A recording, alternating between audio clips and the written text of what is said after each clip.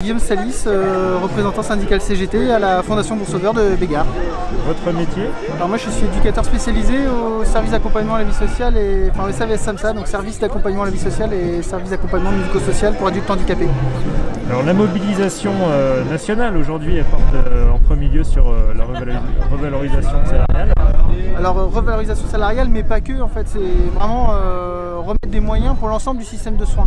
La revalorisation salariale, c'est vraiment qu'un des aspects. Il y a aussi comment dire, donc, les investissements, les formations, les embauches massives permettent de réouvrir des services pour compenser toutes les pertes de lits qu'il y a eu depuis plusieurs décennies. Et la revalorisation salariale, ça s'inscrit dans cet ensemble-là, en fait. Le fait d'avoir, on demande la revendication de base portée par tous les syndicats, c'est 300 € supplémentaires pour tous les soignants, et ça ne vient même pas compenser le différentiel avec les autres pays de l'OCDE, où il faudrait 500 € de plus par mois pour que les salaires des soignants français soient à la hauteur des salaires des autres soignants des pays de l'OCDE, en fait. Donc la revendication c'est 300 €, mais c'est vraiment même pas suffisant pour compenser le retard qu'on a pris, en fait.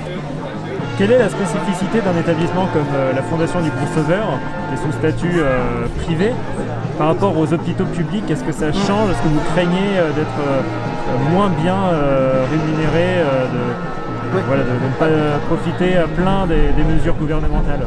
Alors effectivement, la Fondation Bon Sauveur est un établissement, enfin une fondation donc, privé à but non lucratif, donc je précise parce que c'est très important. Il n'y a pas d'actionnaire à la fondation qui se fait de l'argent. C'est pas le cas partout, hein. On a beaucoup d'EHPAD qui sont privés à but lucratif. Donc on assure un service public, en fait. Mais on le fait, les salariés ne sont pas fonctionnaires, on est salariés d'une association, en l'occurrence d'une fondation. Donc le risque, c'est que on est un petit poussé par rapport à la fonction publique hospitalière, qui effectivement a des centaines de milliers d'agents. Donc on est un petit poussé en termes de négociation avec l'État.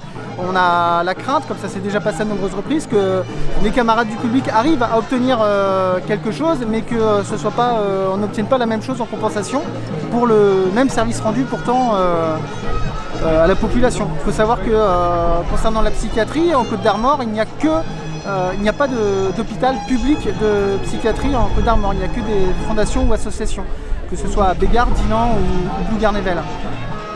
Alors votre collègue nous disait que globalement la période Covid s'est bien passée, parce que vous avez eu du renfort ici sur Bégard venant des autres villes la fondation est établie, avec 2 cas de Covid pour l'établissement. Je veux dire que vous êtes passé entre les gouttes en quelque sorte.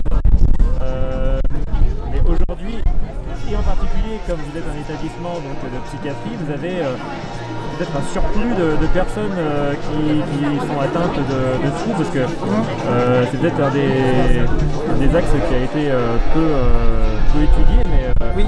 C'est la période de confinement qui a atteint aussi la psychologie des personnes. Tout à fait, donc c'est vrai que pendant la période de confinement, alors ça s'est fait aussi, ça s'est bien passé, mais grâce au dévouement des salariés, hein, qui ont accepté pour beaucoup d'être réaffectés dans des services totalement différents de leurs services habituels. Donc ça a permis d'avoir des renforts effectivement dans les services, d'assurer notamment les gestes barrières et d'avoir seulement 2 cas Covid positifs sur la période, et surtout d'éviter un effet de contagion. Donc ça, il faut aussi saluer, je pense, l'effort des salariés durant cette période. Aujourd'hui, effectivement, le déconfinement, c'est maintenant que c'est compliqué pour la psychiatrie. Les personnes certaines ont beaucoup de mal à ce retour entre guillemets à la vie normale, et on le voit un peu partout, hein. Il y a des listes d'attente maintenant pour pouvoir être hospitalisé dans certains services. Ça devient très compliqué d'absorber la demande, sachant qu'on a encore en plus, au moins jusqu'au 10 juillet, on a des mesures sanitaires liées à l'épidémie qui peut toujours se réveiller. Donc c'est très compliqué d'assurer un service à la hauteur des besoins en ce moment, puisqu'on aurait vraiment besoin de plus de lits, de plus de services pour assurer le service de santé en psychiatrie à la hauteur des besoins du territoire. Donc là, on est obligé de parler au plus pressé, d'essayer de temporiser autant qu'on peut. C'est vraiment pas simple, et on espère que les choses vont s'améliorer, mais il y a urgemment besoin de moyens supplémentaires. Vous avez senti que les services se sont remplis depuis quelques semaines? Oui, mais on revient, on revient comme avant, hein. Les services étaient déjà remplis, sauf que là, la nouveauté, c'est qu'on a des listes d'attente parce qu'on ne peut pas absorber toute la demande, donc il faut prioriser. Or, il a besoin de soins psychiatriques, plus on prend en charge tôt, mieux c'est, parce que sinon la santé de la personne continue de se dégrader. Et du coup, c'est une situation plus compliquée qu'il s'agit de prendre en charge par la suite.